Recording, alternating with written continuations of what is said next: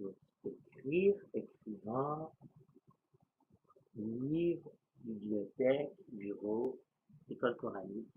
Tout ça, ce sont des mots différents. Et donc voilà, vous imaginez bien que toutes les racines arabes n'ont pas autant de mots à fournir en arabe moderne que ce qu'elles peuvent concevoir. C'est là tout l'intérêt des langues sémitiques. C'est qu'on peut former des nouveaux mots. Donc, bien sûr, il y a des emprunts à l'étranger. Bien sûr, ça arrive que l'arabe emprunte des mots à l'étranger. C'est souvent du grec, du français et de l'anglais, hein, bien.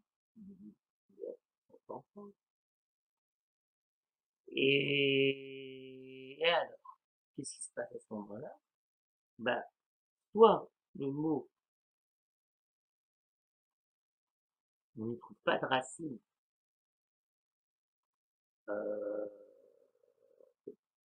pardon, arabe correspondante, ce qu'il y en a deux. Ah oui, les Européens utilisent le grec.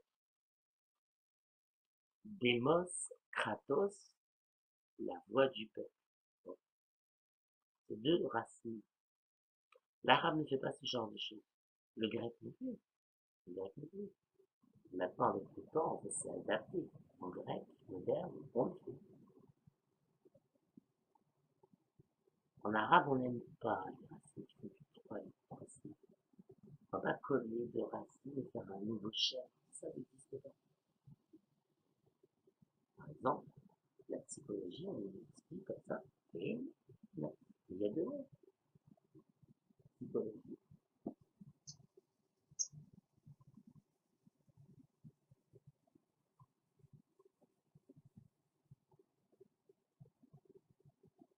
En fait, l'arabe est la langue de la médecine à la base. Donc, psychologie, ilm, an. Voilà, à partir d'une petite racine, ça fait du mieux. Par contre, un psychiatre, comment on dit? Tabib, an.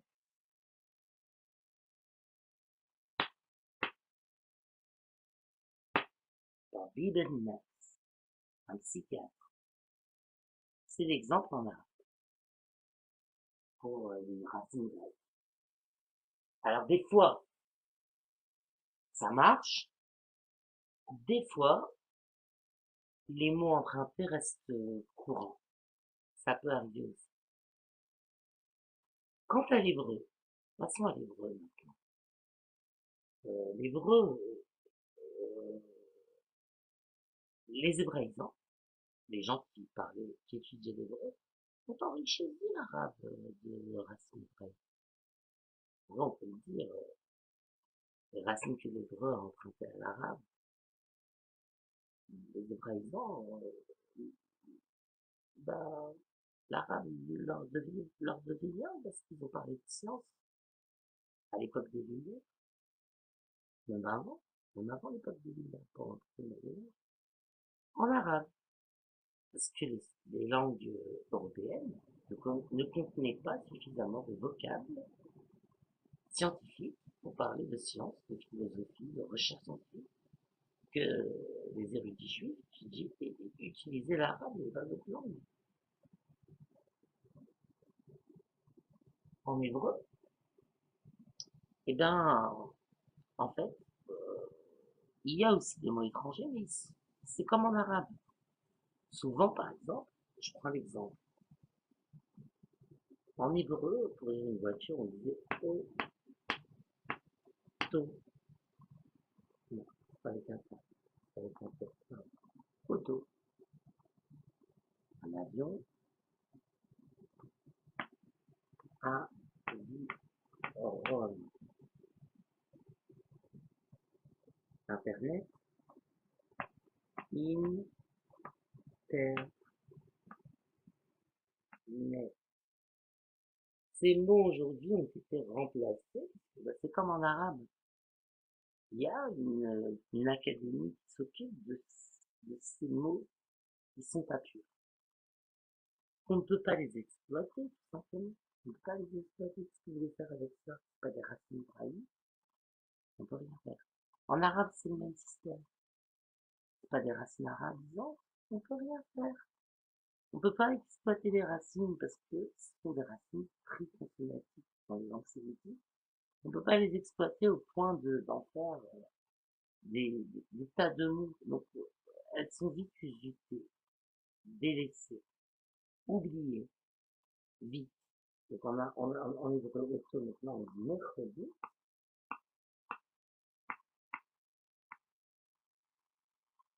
Aviron, on dit matin.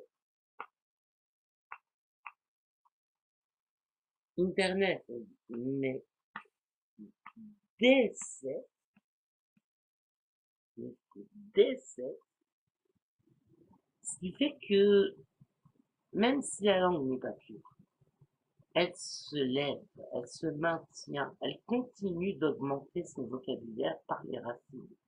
Parce qu'on trouve des alternances comme celle-ci, même en arabe, c'est ça. J'entendais à la faculté hébraïque que l'hébreu se portait plus mal que l'arabe. À la faculté hébraïque, j'entendais ça. Oui, l'arabe a plus de racines, c'est vrai. Mais bon, ça ne veut pas dire qu'elle se porte mal. Laissons le temps à l'hébreu de trouver ses racines, qu'elles soient étrangères. C'est vrai, araméenne, arabe, ça n'a aucune importance. Il trouvera une solution pour survivre. Simplement pourquoi? Parce qu'un mot étranger, on n'en fait rien. Téléphoner, en hébreu. Voilà, j'ai de la chance. Hein. J'ai pris un mot à 4 consonnes. Téléphoner. Donc il y a 4 consonnes. Les talfen, et quand même, vous entendrez souvent les Israéliens dire Kacha, je t'appellerai. Voilà, parce que les talfen, c'est bizarre, ça fait. C'est pas hébraïque, c'est bizarre. Comme en arabe, on utilise le mot souvent comme ou. Donc, vous allez voir facilement le mot hafid. J'ai entendu des fois le mot ocean, un océan. Déjà, vous voyez bien qu'en arabe, c'est encore plus compliqué parce que tellement il est fondu dans la phonique de la langue, on le reconnaît pas. Qui aurait dit que Oriyan, c'était un océan? Personne. Maintenant, on utilise le mot muhit.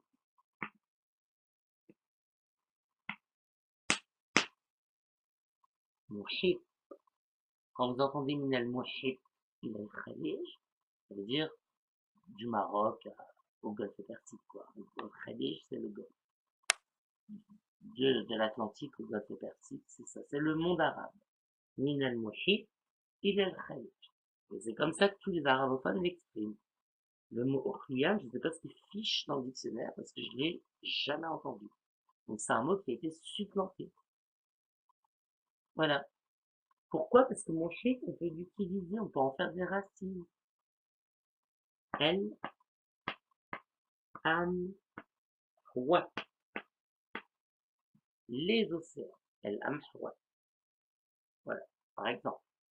C'est juste un pluriel externe. Mais bon, c'est un exemple qui font que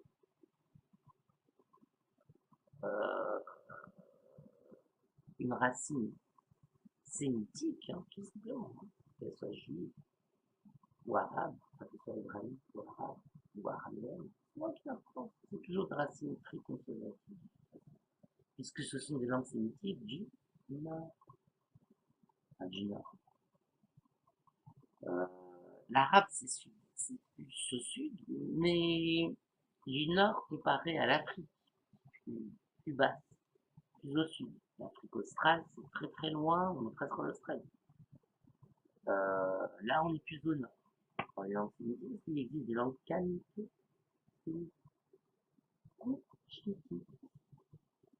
qui ne se distinguent pas vraiment des langues sémitiques, des langues canoniques sémitiques puisqu'elles sont canito-sémitiques, elles ont juste des accentuations comme le tch, le dj, le dz, le dz, le, des sons africanisés, et elles ont souvent des racines plus longues. Ça peut aller jusqu'à 7 consonnes. Ça peut commencer par une consonne qui fait une racine, une consonne qui fait une racine. Dans les langues canito-sémitiques. Donc c'est différent. C'est plus au sud, c'est plus différent. Tandis que plus au nord, arabe, hébreu, arabien, là on utilise des racines triconsonatives, ça fonctionne par 3 consonnes. Il y a le chiffre 3. 3 consonnes. Très important. Dans la sémitique, vous aurez toujours ça. Donc les puristes, ils vont pas s'inquiéter de l'évolution des langues sémitiques, que ce soit l'arabe, que ce soit l'hébreu. Les puristes veulent une langue démunie de tout emprunt du bon, comme le disait un savant arabe, un philosophe. L'emprunt réussi, c'est celui dans lequel se fond tellement la phonie de la langue qu'ils ne méconnaissent pas. Et là, je vous sors 2 mots en arabe, en hébreu.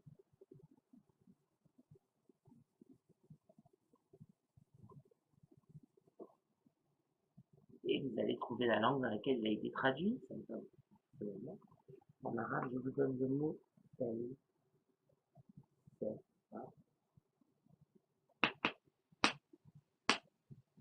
c'est un emprunt. Tel c'est. Ça veut dire chercher. Ou le mot en hébreu.